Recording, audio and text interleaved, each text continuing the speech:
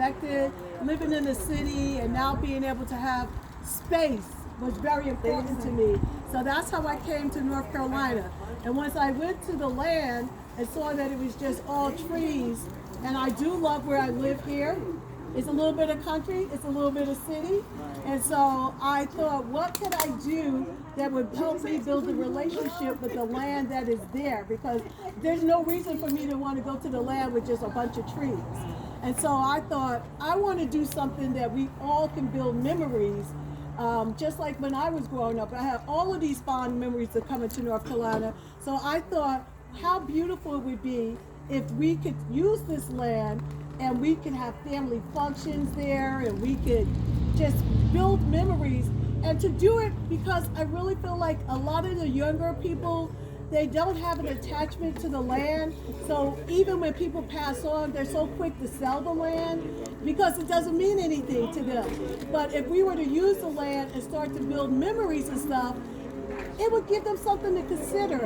And our grandparents worked very hard for us to have that land. And the one thing that I would like to see is that no more selling of the land that my grandparents worked hard for, and that it would stay in the family. So my goal is to make sure that all of the land that is, as of today, that is in the family, stays in the family. And that everybody can just, the family can be better together. Because on this land, the goals are to create job opportunities, to create knowledge for us, to live better, health and wellness, to eat local vegetables, and just to do things that we can just build up our legacy and to be able to pass it on. Because when I'm gone, I'm 64 now, I ain't gonna live forever.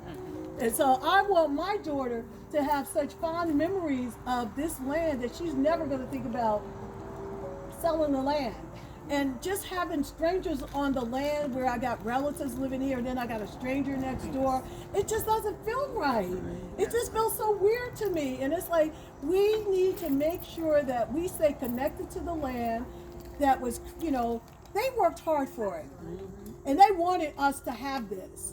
And so we need to make sure that we start to build more relationships with each other. We have family, but we also have friends that are like family.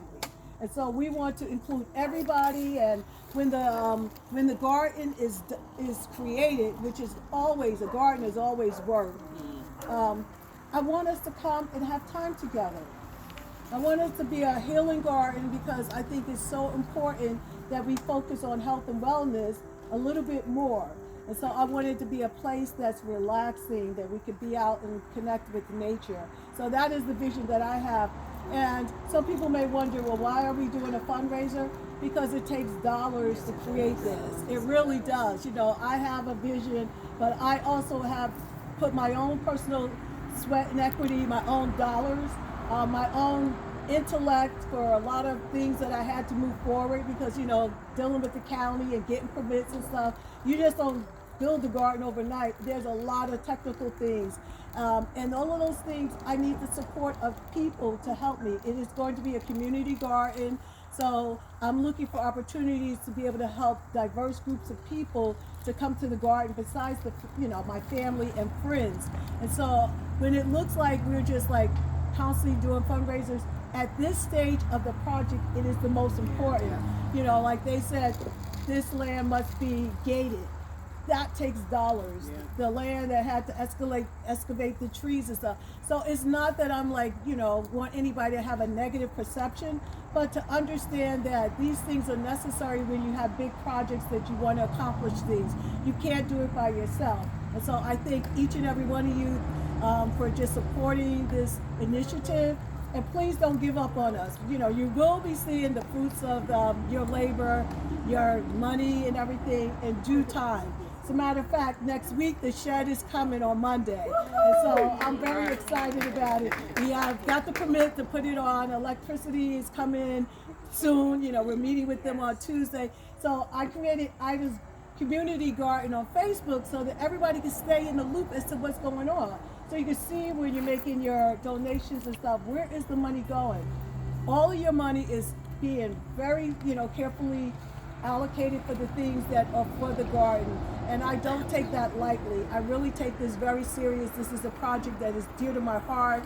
And I am going to pray to God that I will see it through with the efforts of everybody, and that we'll be celebrating a tea party on the actual land of the garden, Ida's Community Garden. You know, next year this time we'll be doing that.